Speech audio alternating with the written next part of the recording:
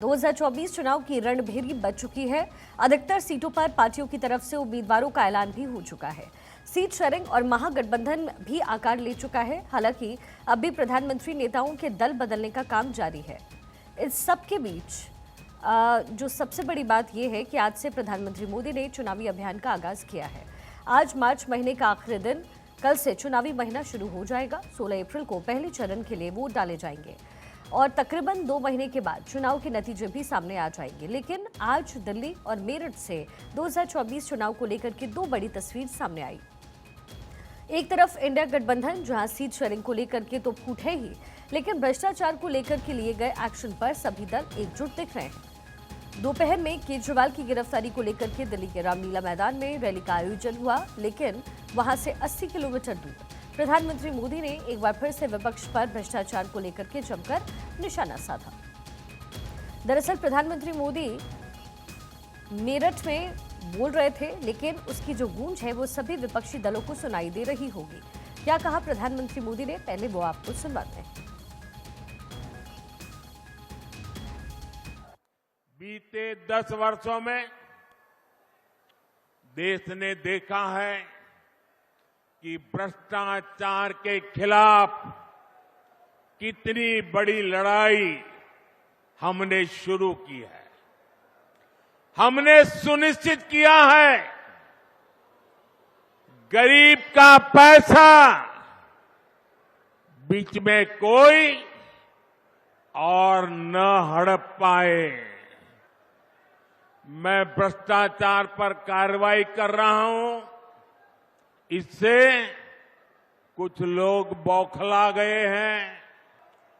और मेरे प्यारे देशवासियों, मैं कहता हूं, मोदी की गारंटी कहती है, मोदी का मंत्र है भ्रष्टाचार हटाओ। वो कहते हैं भ्रष्टाचारी बचाओ।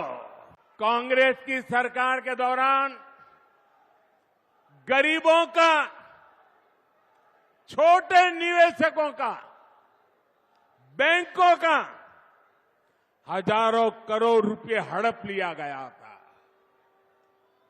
आपको खुशी होगी साथियों, हमने भ्रष्टाचारियों की संपत्ति जब्त करके 17,000 करोड़ रुपए से ज्यादा मैंने उन जिनके पैसे गए थे उनको वापस लौटा दिया है। आज से प्रधानमंत्री मोदी ने मिशन 400 के लिए चुनावी अभियान का आगाज कर दिया है और इसके लिए प्रधानमंत्री मोदी ने एक बार फिर से जाटलैंड का रुख किया। दरअसल इसके पीछे की वजह है वो काफी दिलचस्प है। आप कह सकते हैं कि ये बीजेपी के लिए लक फैक्टर भी है, या फिर कह सकते हैं कि बीजेपी की जरूरत के हिसाब से मेरठ से चुनावी अभियान का आगाज बिल्कुल मुफीद बैठता है। प्रधानमंत्री मोदी ने आज अपने संबोधन की शुरुआत में भी इस बात का जिक्र किया। उन्होंने 2014 और 2019 के लिए चुनावी अभियान की शुरुआत मेरठ की धरती से ही किया। सबसे पहले प्रधानमंत्री मोदी की ये 4 तस्वीरें आप देखिए। पहली तस्वीर में प्रधानमंत्री मोदी को उपहार के तौर पर प्रतीकात्मक हल दिया गया, जिसका मतलब साफ था कि मेरठ या जाटलैंड से रैली की शुरुआत कर बीजेपी की कोशिश किसान वोट बैंक को साधने की है। इसमें बीजेपी को बड़ा फायदा जयंत चौधरी की आरएलडी से गठबंधन से भी मिलने की उम्मीद है। दरअसल इस समारोह का नाम भी किसान नेता चौधरी चरण सिंह के नाम पर था, जिन्हें हाल ही में भारत रत्न से बीजेपी ने और सरकार की तरफ से नवाजा गया है। 15 साल बाद एनडीए का हिस्सा बने राष्ट्रीय लोकदल के मुखिया जयंत चौधरी भी उनके साथ मंच पर मौजूद रहे। और अब देखिए दूसरी तस्वीर, जिसमें प्रधानमंत्री मोदी को उपहार स्वरूप राम मंदिर का मॉडल दिया गया। अब साफ है कि मेरठ से बीजेपी ने अरुण गोविल, जो कि रामायण सीरियल के राम के नाम से पॉपुलर हैं, उन्हें उम्मीदवार बनाया है। राम मंदिर के प्राण प्रतिष्ठा के बाद ये पहला चुनाव है। राम मंदिर को लेकर के जो सेंटिमेंट पूरे देश में है, उसका फायदा भी उठाने की कोशिश की जाएगी। तो वहीं पश्चिमी उत्तर प्रदेश के इलाके में राम मंदिर के मुद्दे से बीजेपी को बड़ा फायदा पहुंच सकता है। वहीं अब बात तीसरी तस्वीर की करते हैं। मंच पर इस बार बड़ी संख्या में महिला नेताओं की मौजूदगी रही। दोनों सदन से नारी बंधन अधिनियम पास होने के बाद ये पहला चुनाव है। बीजेपी लगातार महिलाओं की हिस्सेदारी और नारी सुरक्षा को मुद्दा बना रही है, तो वहीं एक बार फिर से मंच से यही संदेश देने की कोशिश की गई। चौथी तस्वीर में सीएम योगी आदित्यनाथ प्रधानमंत्री मोदी को उपहार के तौर पर क्रिकेट का बैट दे रहे हैं। दरअसल मेरठ में क्रिकेट के बैट और बॉल का बड़ा व्यापार होता है। प्रधानमंत्री मोदी पिछले 10 साल से आत्मनिर्भर भारत और स्टार्टअप जैसे इनोवेशन की बात करते हैं, तो इस तस्वीर से साफ होता है कि बीजेपी इस चुनाव में इसे भी या फिर कहें कि भारत के आत्मनिर्भरता और इकोनॉमी को मुद्दा बनाने वाली है। प्रधानमंत्री मोदी ने संबोधन में भी इन्हीं बातों का जिक्र किया। क्या कुछ कहा उन्होंने, आपको सुनवाते हैं। 2014 में और 2019 में मैंने अपने चुनाव अभियान की शुरुआत यही मेरठ से की थी।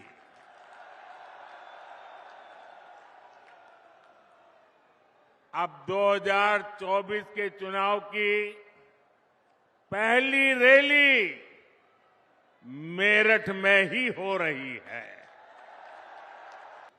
अयोध्या में रामलला का भव्य मंदिर बनेगा। ये लोगों को असंभव लगता था, लेकिन राम मंदिर भी बना है और हर रोज वहां लाखों लोग दर्शन के लिए भी जा रहे हैं। चौधरी साहब ने अपना जीवन किसानों की समृद्धि के लिए समर्पित किया था। हमारी सरकार भी किसानों के कल्याण को सर्वोच्च प्राथमिकता देते हुए काम कर रही है। यहां तो इतनी बड़ी अनाज मंडी है, यहां की गुड़ की मंडी सारे देश में जानी जाती है। आप भूले नहीं होंगे कि कैसे आप गन्ना किसानों को परेशान किया गया।